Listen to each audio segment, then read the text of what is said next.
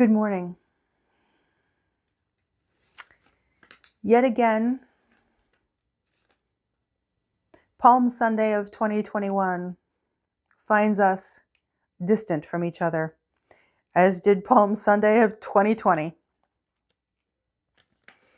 I'm distant even further because as you watch this, I'm on sabbatical, and I've recorded this early in January.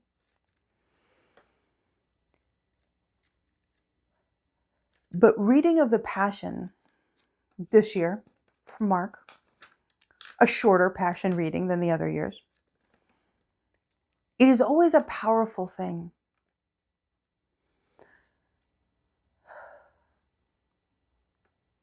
This is why he came. He came to teach us that there is another way. There is a way of love that the world does not recognize, and that it is more powerful, and that it will change everything. And it may seem like Rome won. It may seem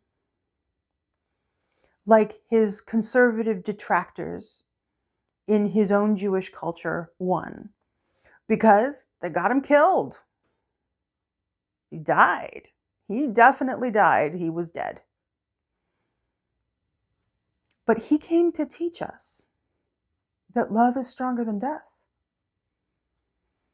And his strongest and most powerful moment of teaching that was at his death. He did not run from it. He did not hide from it. He walked right into it. Every single gospel account tells us he knew what was coming. And some gospel accounts say it's why he came. Not to heal people, not to walk on water, not to raise other people from the dead, which he did. He came to teach that love is more powerful, and that his most powerful teaching of that lesson was his own death. And we, you and I, are left in the aftermath, significantly in the aftermath. It's been a few thousand years. Because that is a lesson that is still hard to fathom. That's one that's hard to wrap our minds around. That love is more important than anything. And love will win no matter what. And that even death, even a shameful, horrible, torturous death, cannot stand in the way of love. Love will win. It's hard to wrap our minds around that. But that's our job. That's our strange little puzzle that we work with, and we let it sit in the back of our heads and simmer on low heat back there as we try to figure out how that can be. And maybe we can think of small examples where love wins. But as our examples get larger, love's got a tougher uphill battle, so we think.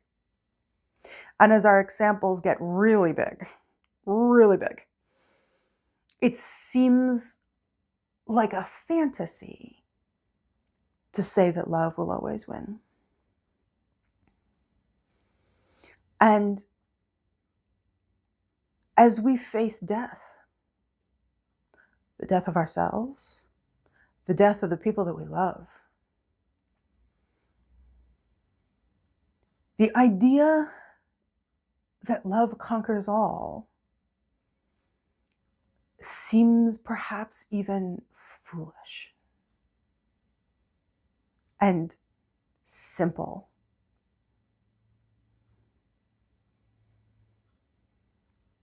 And it is still largely a mystery. And those beautiful few people in our world, in the modern world and in the more ancient world, who seem to have reached enlightenment. They seem to be those few people who have managed to, shall we say, walk with God every day of their lives in perfect harmony and perfect understanding, which is another way of saying reached enlightenment. They get it. And they've assured us, oh yes, love wins. Love wins. And because love has already won, love has already won.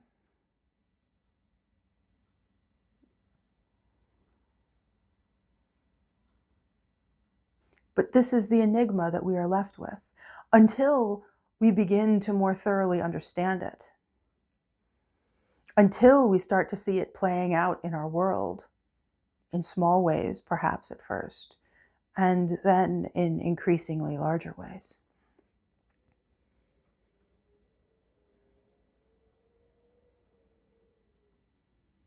Love wins. And that is the story of the crucifixion.